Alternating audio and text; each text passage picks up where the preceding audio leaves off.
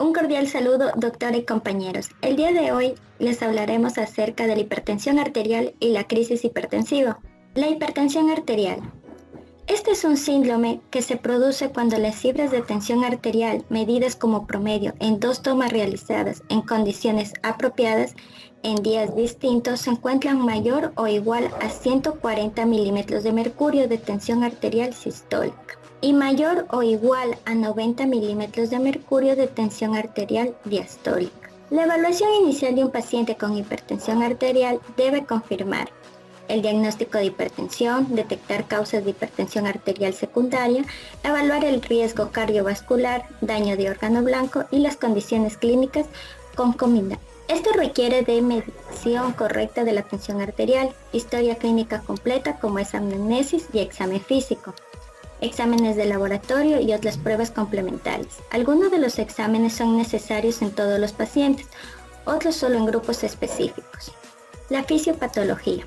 Diversos factores están implicados en la fisiopatología de la hipertensión arterial esencial. El elemento básico es la disfunción endotelial y la ruptura del equilibrio entre los factores vasoconstrictores, principalmente las endotelinas, y los vasodilatadores, sería principalmente el óxido nítrico. Esto además va a contribuir con los diversos factores hormonales y el síndrome anémico. Las endotelinas son factores vasoconstrictores locales muy potentes, cerca de 10 a 100.000 veces más poderosas que la angiotensina 2. Las endotelinas ejercen diversas acciones sobre el tono vascular, la excreción renal de sodio y agua y la producción de la matriz extracelular. Se ha descrito disfunción del sistema de las endotelinas en estados de proteinuria crónica, en la acumulación de matriz extracelular glomerular e intersticial, así como la nefropatía diabética, en la glomerulopatía hipertensiva y en otros tipos de glomerulonefritis. Listo, ahora la historia natural de la hipertensión arterial y también de lo que hablaremos de la cascada hipertensiva. Ya.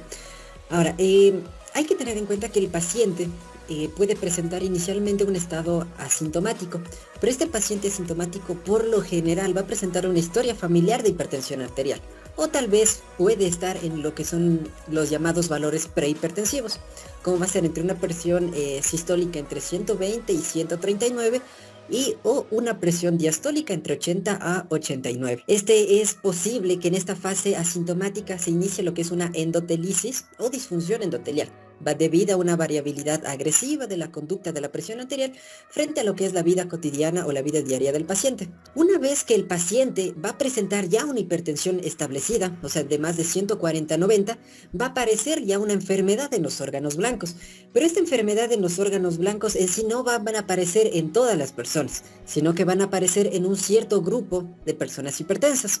En sí, los órganos blancos más afectados van a ser lo que es el riñón, corazón y el cerebro. Ahora aquí vemos también lo que era la cascada hipertensiva. Ya. Ahora, en la parte superior vamos a empezarlo con lo que les decía, son las personas asintomáticas. Aquí, ¿qué quiere decir? Que puede tener una prehipertensión. Ya, ahora, y puede empezar lo que es la disfunción endotelial. Ya, ahora, después de esta fase ya va a venir lo que es la hipertensión establecida y como les dije anteriormente ya una enfermedad en los órganos blancos, como era riñón, corazón y cerebro. Ahora, en cada uno de estos órganos blancos va a haber diferentes anormalidades que podemos presentar. Por ejemplo, en el riñón vamos a tener una proteinuria, en el corazón nos puede causar una hipertrofia ventricular izquierda y en el cerebro pueden también ocurrir una retinopatía. Ya. Ahora, después de ya lograr todas estas afectaciones en los órganos blancos, ya vamos a ir con lo que son los pacientes sintomáticos y se van a derivar de las alteraciones en el riñón, en el corazón o el cerebro. Como por ejemplo, podemos obtener una arritmia o una fibrilación ventricular, una insuficiencia renal crónica, también una enfermedad coronaria o una angina también de pecho, una disfunción siastólica o diastólica y podemos también tener una demencia. Ya. Ahora, después de que ya tengamos estos pacientes sintomáticos, nosotros también vamos a tener a los polisintomáticos o bien ya a los que tengan una enfermedad terminal, como la enfermedad renal terminal, la insuficiencia renal ya en este caso crónica, una enfermedad coronaria, continuando también con una angina, ya también la disfunción sistólica y diastólica y continuando también con la demencia. Cualquiera de estas enfermedades terminales, si el paciente no es tratado a tiempo y correctamente, nos puede llevar a la consecuencia que sería la muerte y el deceso del paciente. En la hipertensión también existen grados variables, entonces vamos a utilizar la clasificación de hipertensión mediante la AJA del 2017. Vamos a tener que normal va a ser en sistólica menor de 120 y menor de 80. Ya, en esto lo único que debemos hacer va a ser una educación al paciente ya y un chequeo anual. Ya, aquí vamos a tener continuando la elevada, que ya va a ser de 120 a 129 y vamos a continuar con una diastólica menor de 80. Ya, aquí no se requiere aún un tratamiento farmacológico. Aquí nosotros podemos recomendar al paciente un cambio en el estilo de vida y aquí ya el seguimiento ya se va a reducir casi a la mitad del tiempo, ya de 3 a 6 meses. Vamos a tener la alta o también hipertensión grado 1, que esta ya es de 130 a 139 y aquí ya es mayor de los 80, de 80 a 89 en lo que es la diastólica. Aquí vamos ya a más de los cambios en el estilo de vida, también podemos darle lo que son unos antihipertensivos y un seguimiento ya mensual hasta controlarle que la presión esté en el rango normal. Después de hipertensión grado 2, ya va a ser mayor de 140 y mayor de 90. Aquí ya también igualmente cambios en el estilo de vida. Aquí ya debemos aumentar otro antihipertensivo más. Digamos, si le estábamos dando solo ARA, también podemos aumentarle lo que es un diurético diacídico. Y también vamos a hacer un control, un seguimiento mensual hasta controlar la presión. Y en último tenemos lo que es la crisis hipertensiva. Aquí vamos a tener que en la sistólica vamos a tener mayor de 180 y en la diastólica mayor de 120. Aquí ya deberíamos distinguir entre si es ya una urgencia o una emergencia hipertensiva. Ahora, continuando con las indicaciones y diagnósticos que se debe tomar frente a este tipo de hipertensión, cabe recalcar que la hipertensión arterial constituye uno de los factores de riesgo cardiovascular más importante de la sociedad. Entonces, se considera hipertenso cuando la persona presenta repentinamente cifras mayores o iguales a 140 sobre 190 milímetros de mercurio. Es una enfermedad de curso crónico y generalmente asintomática, pero puede presentar distintas complicaciones agudas que precisan de una atención médica inmediata. Y por otro punto tenemos que la crisis hipertensiva se define como aquella elevación aguda de la presión arterial que puede producir lesiones en órgano diana. Arbitrariamente se han establecido cifras de la presión arterial sistólica mayor o igual de 180 a 210 milímetros de mercurio y lo que es la presión arterial sistólica mayor o igual de 110 hasta 120 milímetros de mercurio. Ahora, hay que tener en cuenta los siguientes enunciados. Por ejemplo, en el caso de emergencia hipertensiva, en ella la elevación tensional se acompaña en sí de alteraciones en los órganos diana, ya sea en el corazón, cerebro, riñón, de forma aguda, de modo que conlleva un compromiso vital inmediato y por lo tanto obliga a un descenso de las cifras tensionales en un plazo máximo de 1 hora mediante medicación parenteral. En cambio, en la urgencia hipertensiva, aquí la elevación tensional no se acompaña de lesiones que comprometan la vida de forma inmediata y por lo tanto permite que pueda corregirse de forma gradual en un periodo de 24 a 48 horas con antihipertensivos administrados de forma de vía oral. Incluimos aquí todas las elevaciones bruscas de la presión arterial sistólica por encima de 120 milímetros de mercurio, que son asintomáticas o tienen sintomatología de leve e intrascendente. También se agrega aquí lo que es la hipertensión pre y postoperatoria y de los pacientes trasplantados de algún tipo de órgano. También existe lo que son las urgencias hipertensivas. En este caso son aquellas elevaciones de la presión arterial que no producen daño en los órganos diana y son reactivas a situaciones de ansiedad, síndromes dolorosos o a procesos de cualquier otra naturaleza.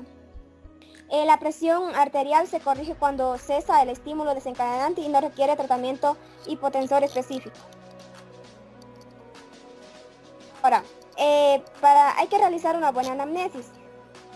Se debe interrogar sobre todo la existencia de antecedentes personales o familiares y tiempo de evolución de la hipertensión arterial, crisis hipertensivas previas, qué tratamiento antihipertensivo usa. Además, también se debe interrogar acerca de los fármacos habitualmente que toma el paciente para cualquier dolencia, buscando el causante de las crisis. Aquí pueden ser los vasoconstrictores nasales, los anticonceptivos orales, corticoides, retirada brusca de lo que son los hipotensores, los AINES, antidepresivos. Si el paciente es hipertenso ya conocido, se debe preguntar sobre los tratamientos actuales y las medidas higiénico-dietéticas que realiza. Se debe preguntar también acerca de las enfermedades concomitantes o previas, especialmente si existe diabetes mellitus, obesidad, glomerulopatías, antecedentes ginecológicos, ya que todos ellos son capaces de condicionar las posibles medidas terapéuticas al aplicar en la crisis hipertensiva. Aquí también suele destacar que existen síntomas acompañantes, como puede ser cefalea, mareo, vómitos, dolor torácico, disnea, síntomas visuales o neurológicos. En el caso del diagnóstico, el médico colocará lo que es un brazalete inflable alrededor del brazo y medirá la presión arterial con un tensiómetro. La presión arterial en general debe medirse en ambos brazos para determinar si hay alguna diferencia. Es importante usar un brazalete de tamaño adecuado. Ahora, en la exploración física, en primer lugar es importante confirmar las cifras de presión arterial para determinar si se trata de una verdadera crisis hipertensiva. Además, se debe realizar varias lecturas en condiciones basales, postura correcta y un brazo adecuado. En la exploración física sistemática irá encaminada a lo que es a identificar la existencia de signos sugerentes a una emergencia hipertensiva, de acuerdo a lo que se detalla a continuación. En los casos de cuando se realiza una exploración cardiopulmonar, va a existir signos y síntomas como taquicardia, taquipnea, tercer tono o galope, crepitantes, ingurgitación yugular. En este caso se debe identificar signos de insuficiencia cardíaca congestiva. En caso de la exploración abdominal básica, se realiza igualmente para descartar los soplos abdominales, examen de pulsos femorales. Cuando se realiza una exploración neurológica, se pueden encontrar signos de alteración de la conciencia, toma de desorientación, crisis convulsivas.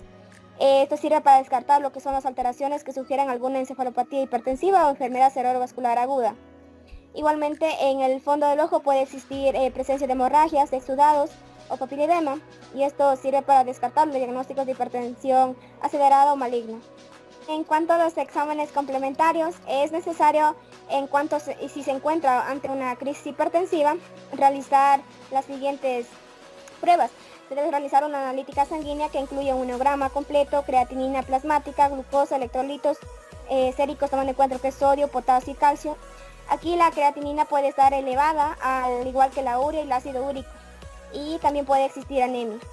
Se realiza también proteínas totales, analítica de orina, la tarea reactivo elemental o ambos a su vez, y el sedimento.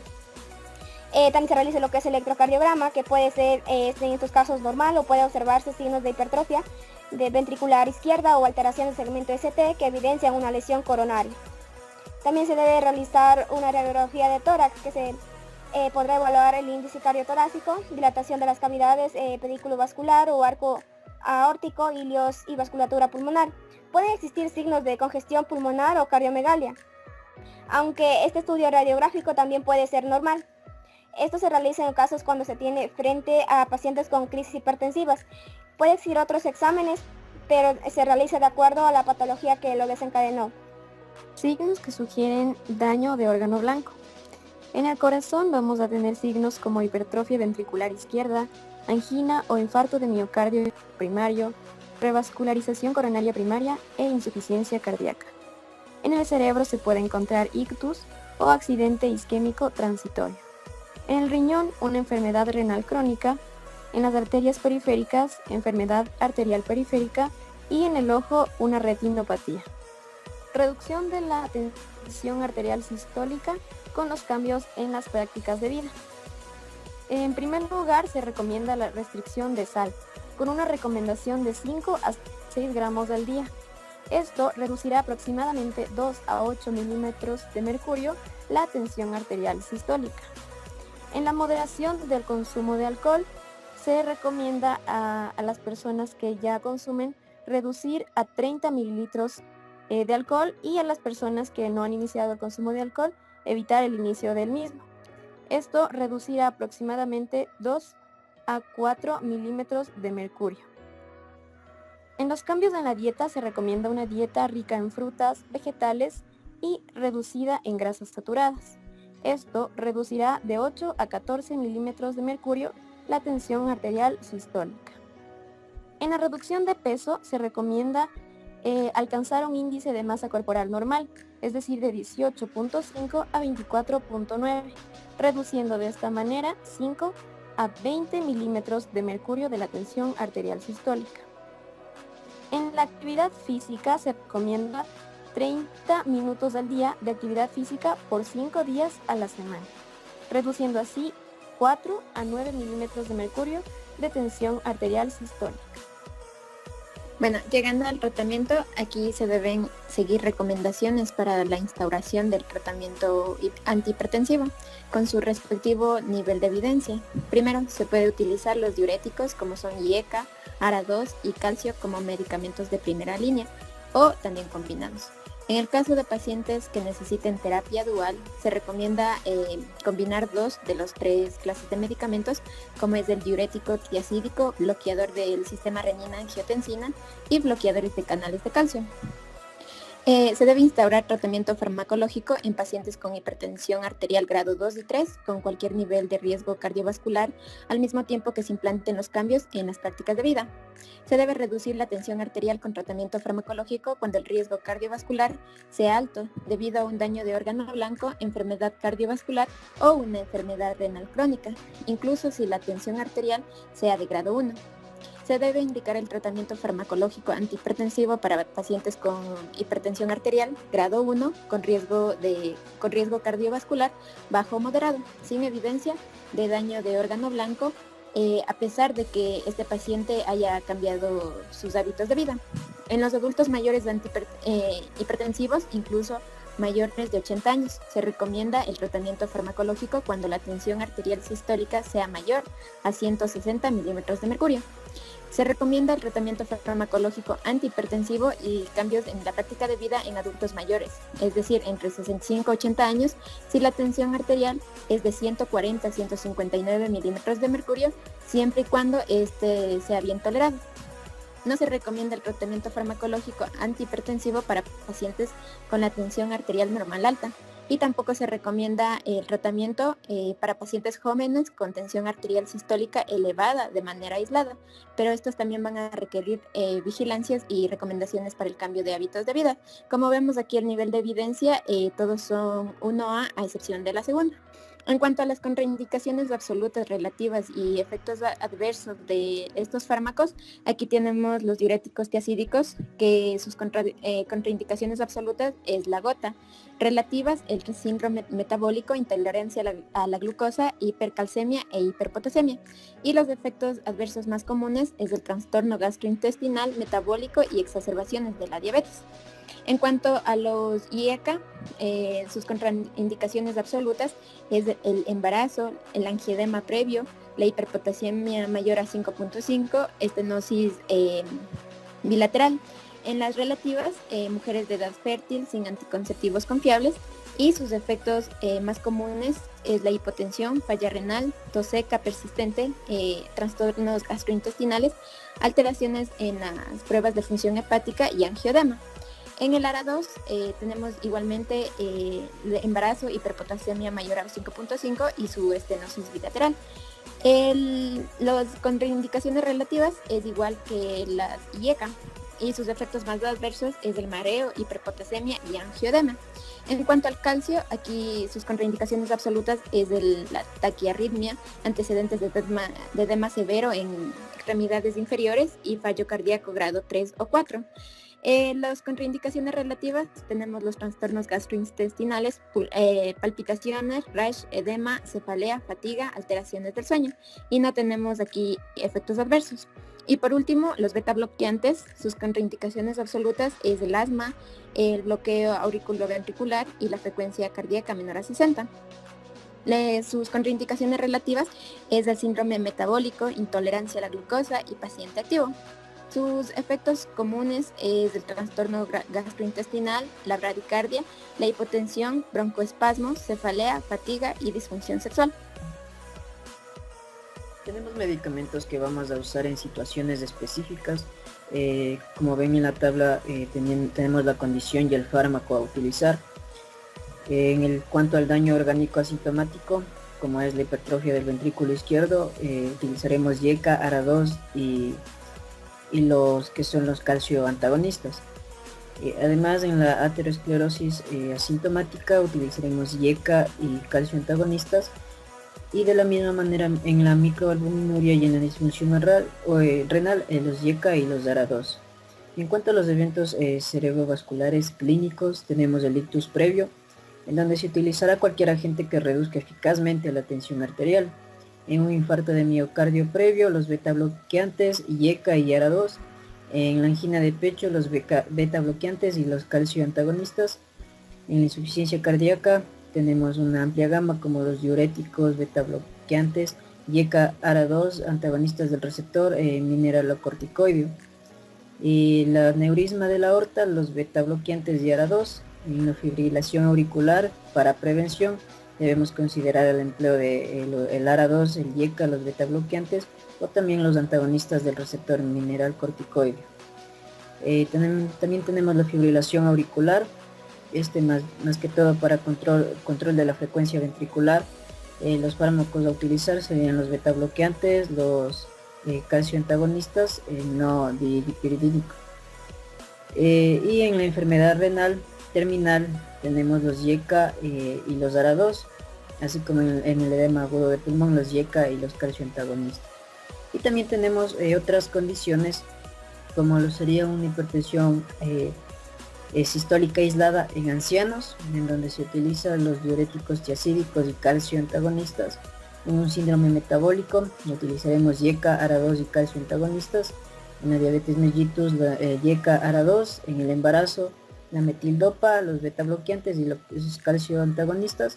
Y en personas afrodescendientes, diuréticos y calcio antagonistas.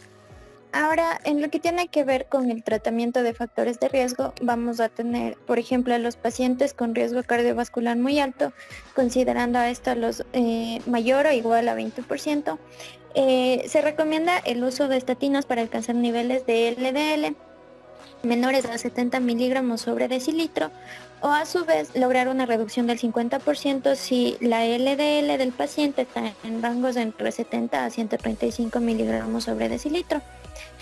A su vez, en pacientes con riesgo cardiovascular alto, en rangos de entre 10 al 20%, se van a emplear las estatinas para alcanzar un objetivo de la LDL menor a 100 miligramos sobre decilitro o una reducción superior al 50% si los niveles basales de LDL se encuentran entre 100 y 200 miligramos por decilitro. En pacientes con riesgo cardiovascular bajo o moderado, o sea menor al 10%, se van a emplear las estatinas para alcanzar un valor de LDL menor a 115 miligramos sobre decilitro. También hay que considerar que no se recomienda el uso de ácido acetilsalicílico para prevención primaria en pacientes hipertensos sin enfermedad cardiovascular. Asimismo, no se recomienda el uso de beta bloqueantes en pacientes diabéticos si estos tienen una predisposición o a su vez si ya presentan síndrome metabólico. En pacientes hipertensos que además tengan diabetes y tengan una albuminuria moderada o severa, considerando la albuminuria en los rangos de entre 30 a 300 miligramos sobre decilitro o superiores a esto, se va a recomendar el uso de los IECA y ARA2. Y no se recomienda el uso de diuréticos tiacídicos en pacientes hipertensos que además presenten diabetes mellitus. Esto debido a que estos medicamentos tienen un efecto adverso sobre el metabolismo de la glucosa. También vamos a ver que existen metas de acuerdo a la edad. Entonces vamos a tener rangos de tensión arterial sistólica y también rangos de tensión arterial diastólica. Entonces tenemos que, por ejemplo, un paciente con un rango de 18 a 65 años que presenta hipertensión, el objetivo en este paciente va a ser llegar a 130 milímetros de mercurio en tensión arterial sistólica y hay que considerar que no pueden disminuir más de 120 milímetros de mercurio. Se va a realizar lo mismo en pacientes que además de la hipertensión presentan diabetes, enfermedad si es que presentan apoplejías o si es que presentan enfermedad renal crónica. Vamos a ver que el objetivo va a ser menor a 140 milímetros de mercurio, manteniéndonos en un rango entre 140 a 130 si es que se tolera bien los medicamentos.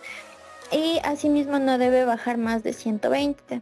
Los rangos de la tensión arterial diastólica van a ser entre 70 a 79 todos los pacientes. En pacientes de 65 a 79 años, en cambio, el objetivo va a ser lograr una tensión arterial sistólica con un rango de 130 a 139 milímetros de mercurio si se tolera bien el tratamiento.